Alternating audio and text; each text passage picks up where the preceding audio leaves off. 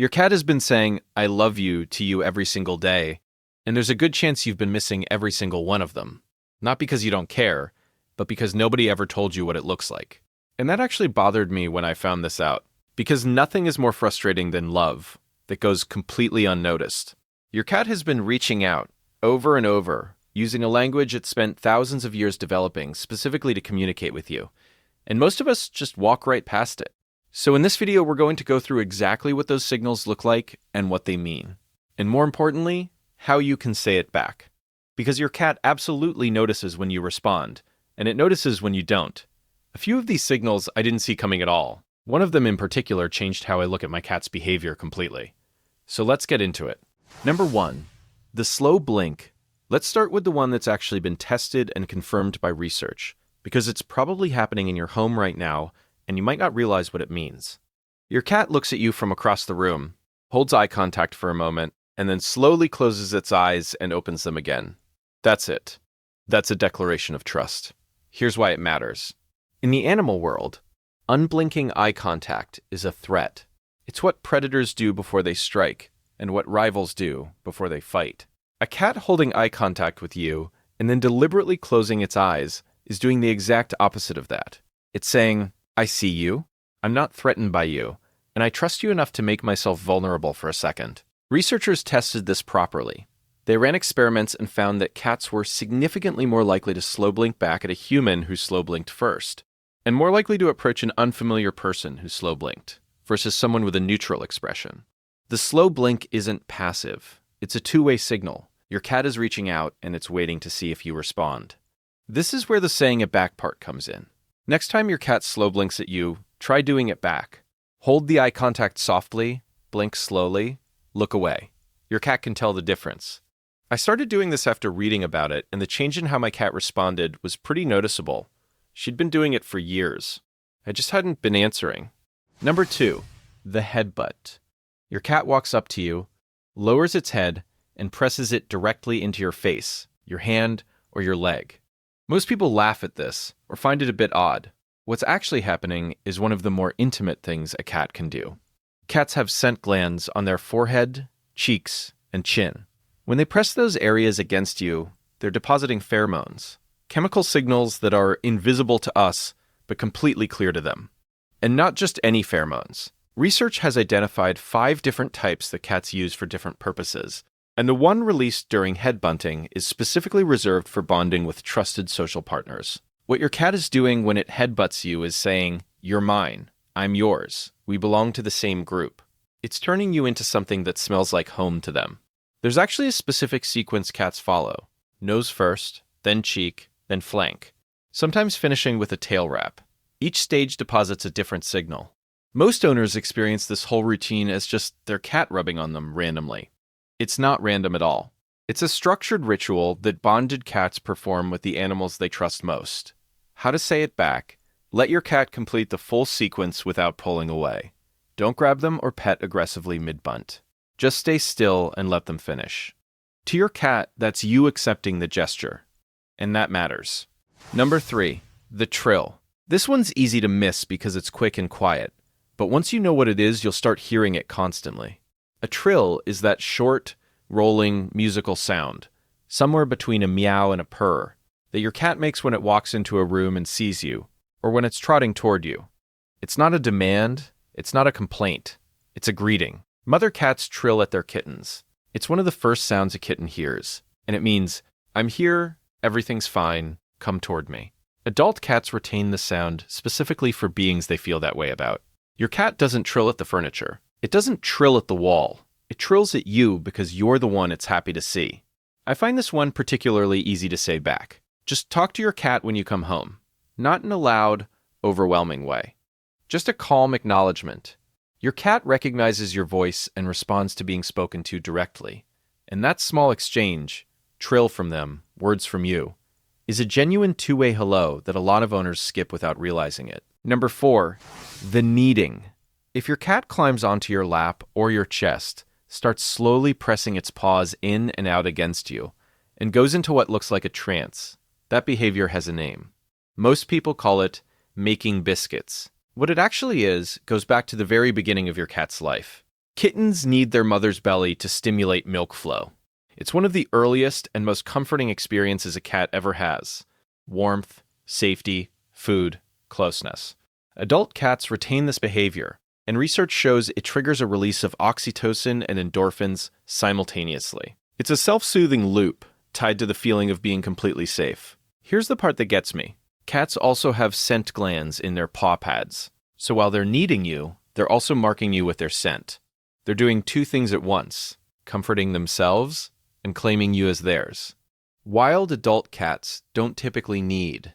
The behavior was preserved specifically in domestic cats, in human homes, because the softness and warmth of living with us recreates the conditions of that original safety. When your cat kneads on you, it's not just content. It's reaching back to the safest experience it's ever known. And it's doing that on you. How to say it back. Don't move them away or stop it. Just let it happen. If the claws are an issue, keep a blanket nearby. The act of staying still and letting them continue is, to your cat, you holding the moment with them. Number 5, the belly display. Your cat rolls onto its back in front of you and shows you its stomach. Most owners immediately reach down to touch it and then get attacked. Then they decide their cat is crazy. The cat isn't crazy. The owner just misread the signal. The belly is the most vulnerable part of a cat's body. It houses all the vital organs with almost no skeletal protection. In the wild, no cat would ever expose its belly near anything it perceived as a threat. When your cat rolls over and shows you its stomach, it's communicating one specific thing: complete trust in your presence. What it is not, and this is the part that confuses everyone, is an invitation to touch. The belly display means, I feel safe with you. It doesn't mean, please rub my stomach. The famous trap where the cat shows you the belly and then grabs your hand the moment you reach for it isn't aggression. The cat trusted you with the display and then felt surprised by the contact. Those are two separate things. How to say it back, acknowledge it without diving in. You can briefly and softly touch the belly if your cat tolerates it. Some do, some really don't. What matters more is just being present and calm in that moment. That's what the display was about in the first place. Number 6, the check-in touch. This one is subtle enough that most people don't even register it as a behavior at all. You're sitting on the couch. Your cat walks over, brushes against your leg, or briefly touches you with its head, and then just walks away.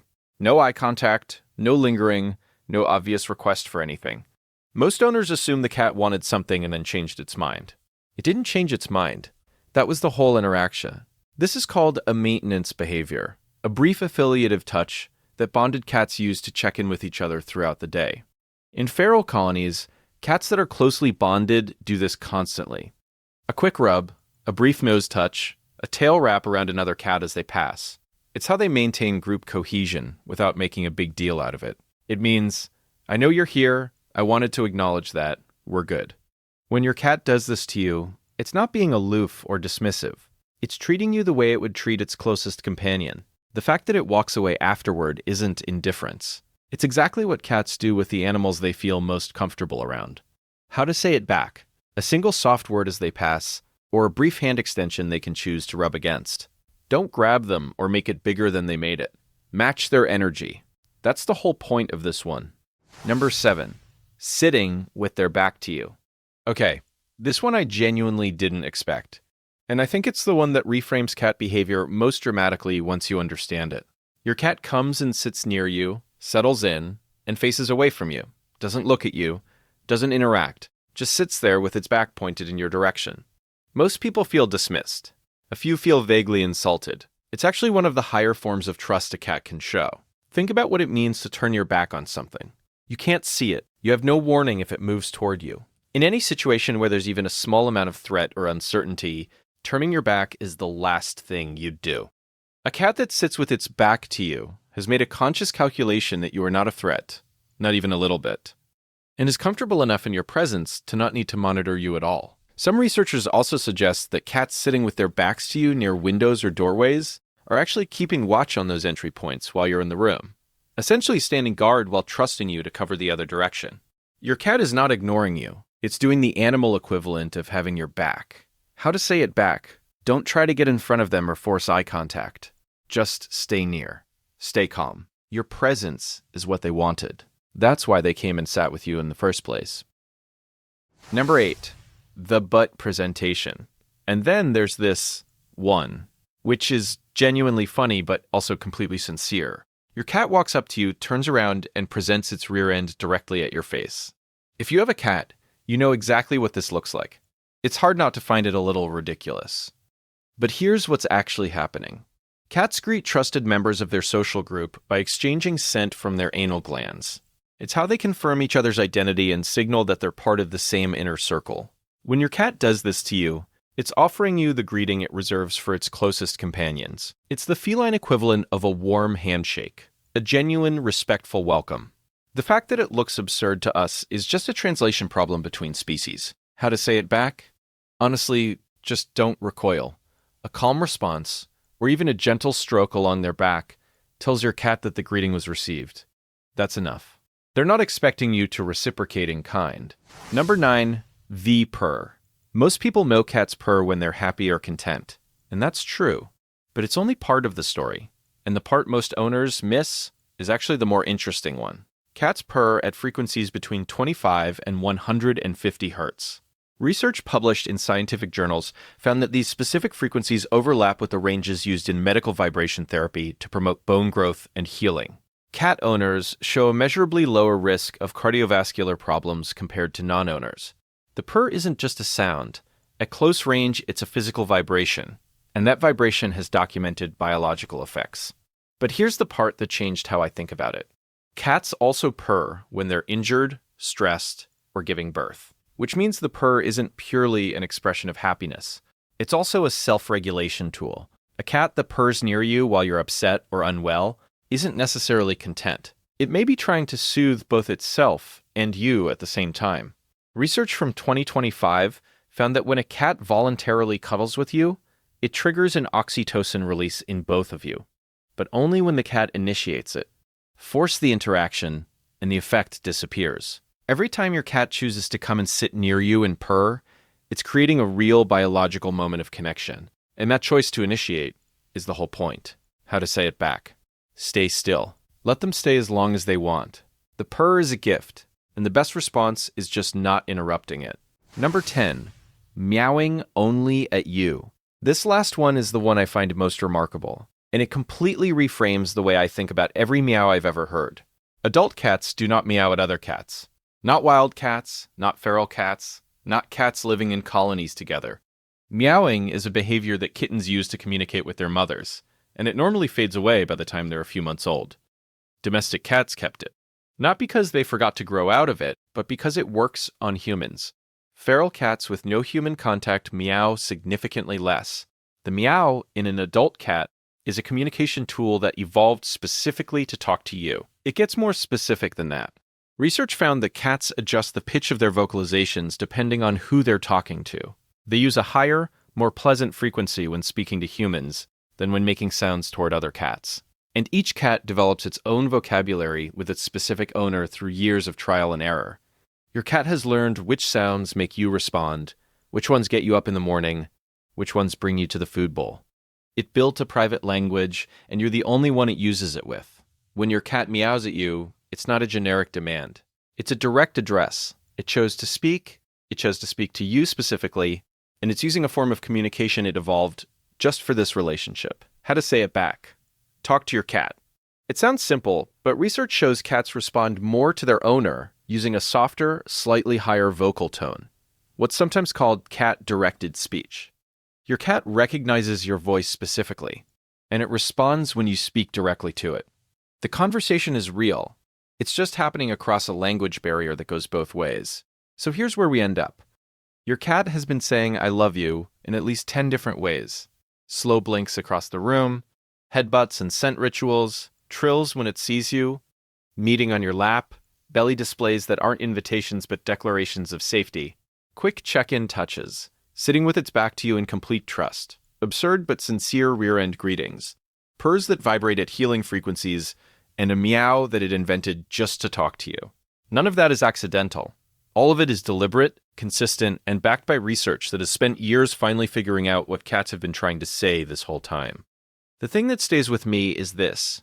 Your cat has never stopped reaching out. It's been doing it every single day in the only language it has. And now you know what it sounds like. If this gave you a new way of seeing your cat, subscribe. There's a lot more of this coming, and I'll see you in the next one.